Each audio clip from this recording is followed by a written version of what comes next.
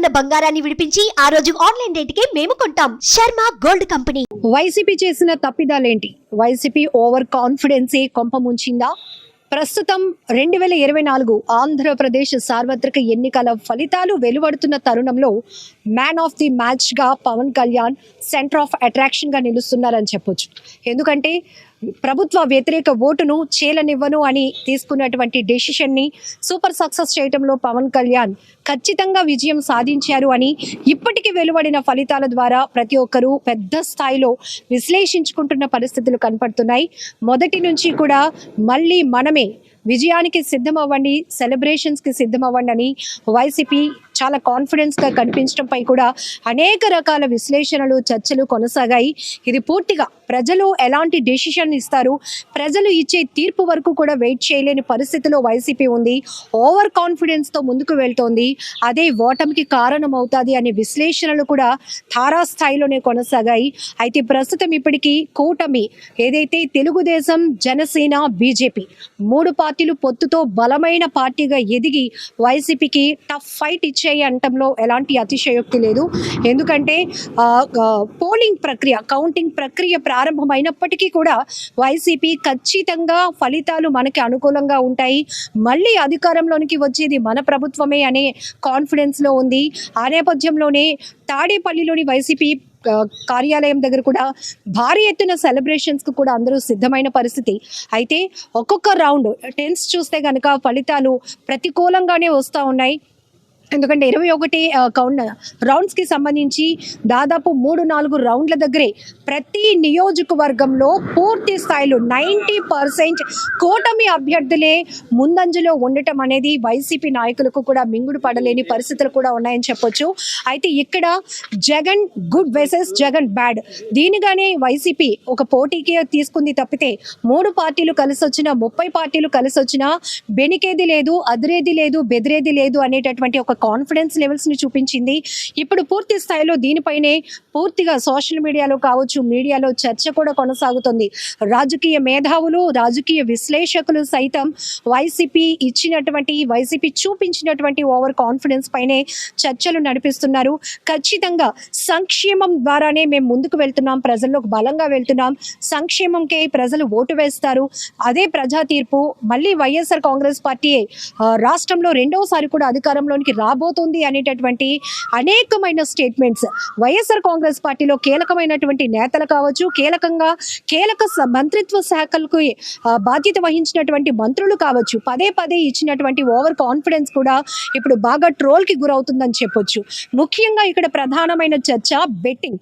ప్రతి మంత్రి పైన కూడా అధికార పార్టీలో ఉన్నటువంటి ఇప్పటి వరకు ప్రభుత్వాన్ని డిఫెన్స్ చేస్తూ వస్తున్నటువంటి కీలకమైన సెన్సేషనల్ మినిస్టర్స్ ఎవరైతే ఉన్నారో వాళ్ళు పోటీ చేస్తున్న నియోజకవర్గాల పైన, వాళ్ళకి వస్తున్నటువంటి మెజారిటీ పైన బెట్టింగ్లు కూడా లక్షల్లో జోరుగా కొనసాగాయి.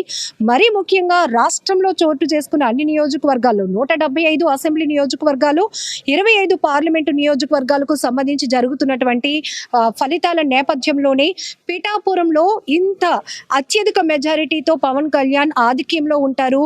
పిఠాపురంలో పవన్దే గెలుపు అనే దానిపైన లక్షల్లో అయితే భారీ ఎత్తున, అంటే మొత్తం చూస్తే బెట్టింగ్ వ్యవహారం కోట్లలో జరుగుతుందని కూడా చెప్పొచ్చు.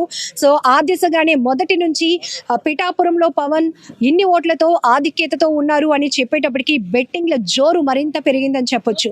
మరొక వైపు కుప్పంలో చంద్రబాబు నాయుడు గారి ఆధిక్యంలో కావచ్చు, లోకేష్ ముందంజలో ఉండటం, భారీ మెజారిటీతో దూసుకుపోతూ ఉండటం, ఇవన్నీ పరిణామాలు కూడా ఇప్పుడు వైసీపీ నాయకులు కానీ, వైసీపీ ఫాలోవర్స్ కానీ ఎవరు కూడా డైజెస్ట్ చేసుకోలేనటువంటి పరిస్థితి ఉన్నారు.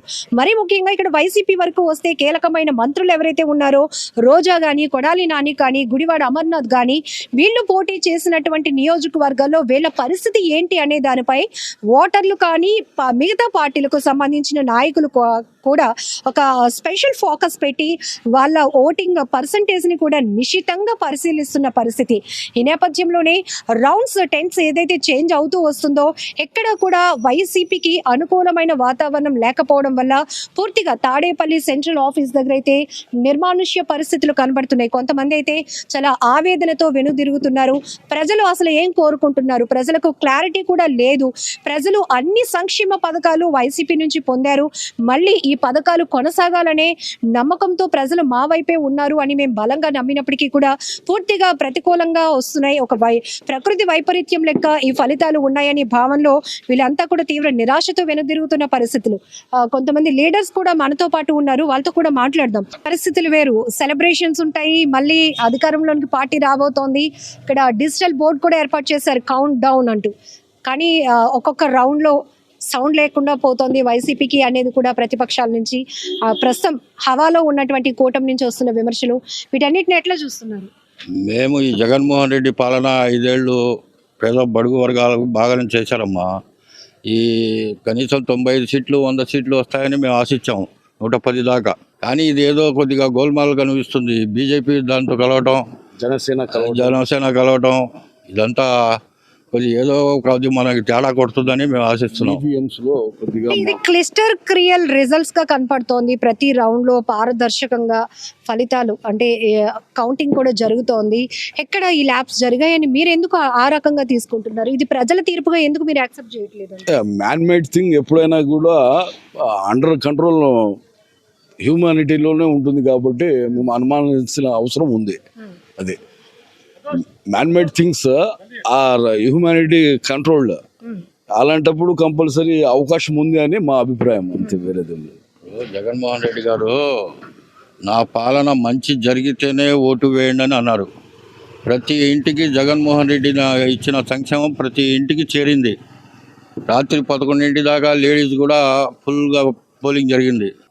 ఇది ఏదో కొద్దిగా అనుమానంగా ఉంది మాకు, దాని మీద మేము విశ్లేషిస్తాం దానికి. అంటే ఇక్కడ అభివృద్ధి లేదు, అభివృద్ధినే రాష్ట్ర ప్రజలు కోరుకుంటున్నారు అనేది కూటమి యొక్క నినాదం.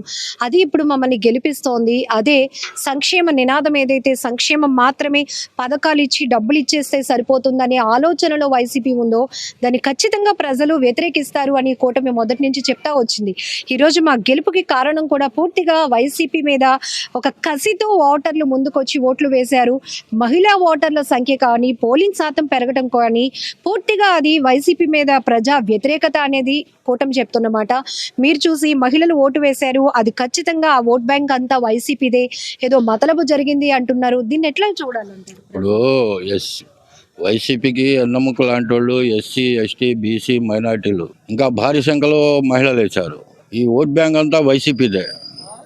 అలాంటిది ఈ ఓట్ బ్యాంక్ అంతా మేము ఎక్కడ అడిగినా వైసీపీకి వేసామంటున్నారు. కానీ మాకు ఏదో కొద్దిగా తేడా కనబడుతుందని మేము దాని గురించి ఆలోచిస్తున్నాం. అభివృద్ధి అంటారా? అభివృద్ధి అన్ని కుంభకు ఒకటిగా ఏర్పాటయ్యి మేము ఒంటరిగా పోటీ చేశాము. ఒంటరి వల్ల జరగని నష్టం జరుగుతూ ఉంది.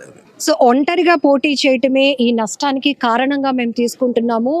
తెలుగుదేశం, జనసేన, బీజేపీ కలిసి కుట్రపూరితంగా ముందుకు వెళ్ళాయి. ఈ పార్టీని ఏకపక్షంగా అంటే 3 పార్టీలు కూడా ఏకపక్షంగా ఒక బలమైన పోటీగా ముందుకు వెళ్ళడమే కాదు, ఏదో కుట్ర జరిగి ఉండొచ్చు అనే భావన మాలో కనిపిస్తోంది. ఎందుకంటే ఇప్పటి వరకు ఖచ్చితంగా ప్రతి ఇంటికి 3 పథకాలకు మించే మేము ఇచ్చున్నాం కాబట్టి ఎవరిని అడిగినా కూడా మా ఓటు వైసీపీకే అనే నినాదం బలంగా వినిపించింది. కానీ ఫలితాలు చూస్తే చాలా తారుమారుగా కనపడుతున్నాయి కాబట్టి మాకు కొన్ని రకాల అనుమానాలు కూడా ఉన్నాయి. ఆ దిశగా కూడా ముందుకు వెళ్ళడానికి మేమంతా సిద్ధమవుతున్నాము అనే అభిప్రాయం కూడా మనకి తాడేపల్లిలోని వైసీపీ పార్టీ కార్యాలయం దగ్గర మైనారిటీ సంఘం నాయకుల నుంచి వినపడుతోంది. ఇక్కడ ప్రధానంగా మనం చెప్పుకోవచ్చు కాస్ట్ పోలరైజేషన్ కావచ్చు, లేకపోతే సోషల్ ఇంజనీరింగ్ పెద్ద ఎత్తున బలంగా తీసుకెళ్లిన నినాదం 2024 సార్వత్రిక ఎన్నికల్లో ఖచ్చితంగా సామాజిక సమీకరణాలు బాగా వర్కౌట్ అవుతాయని అన్ని పార్టీలు భావించాయి. బట్ ఈ పోటీని కానీ, ఇప్పటి వరకు ఉన్న రిజల్ట్స్ ని కానీ 2 కుటుంబాల మధ్య, 2 సామాజిక వర్గాల మధ్య, 2 పార్టీల మధ్య పోటీగానే చూడాల్సిన పరిస్థితులు ఉన్నాయి అనే కోణంలో కూడా విశ్లేషణలు కొనసాగుతున్నాయి. ఇక్కడ కాపు కమ్మ ఇదొక హిట్ కాంబినేషన్. రాష్ట్ర ప్రజలు ఈ కాంబినేషన్ తో మరొక సక్సెస్ అందించి కూటమికి ఒక సరికొత్త మార్పు తీసుకురావాలి అనుకున్నారా? అసలు ప్రజల యొక్క తీర్పు పూర్తి స్థాయి అన్ని రౌండ్లు కంప్లీట్ అయిన తర్వాత ఈ ఫలితాలు ఎలా ఉండబోతున్నాయి, ప్రజలు ఎటువంటి ఆలోచనతో ఈ తమ ఓటును కసిగా వినియోగించుకున్నారు అనేది కూడా తేటతెల్లం కాబోతుంది. ప్రస్తుతానికి మాత్రం చాలా సెలబ్రేషన్స్ కోసం వచ్చినటువంటి మూడంతా ఖరాబ్ అయింది అనే ఆలోచనలో నిస్సహాయ స్థితిలో నిరుత్సాహంగా వెనుదిరుగుతున్న పరిస్థితులు. బట్ మాకున్న అనుమానాలన్నీ కూడా ఖచ్చితంగా ఈసీ ముందుకు తీసుకువెళ్తాం. న్యాయ పోరాటం ద్వారానే మళ్ళీ మాకు ఏదైతే ప్రజలు ఇచ్చిన ఖచ్చితమైన తీర్పు ఉందో దాన్ని యాక్సెప్ట్ చేయడానికి మేము సిద్ధపడతామనే ఆలోచన, అభిప్రాయాలు కూడా ఇక్కడి నుంచి వ్యక్తమవుతున్నాయి. కెమెరా పర్సన్ శేఖర్తో లక్ష్మీ, సుమన్ టీవీ.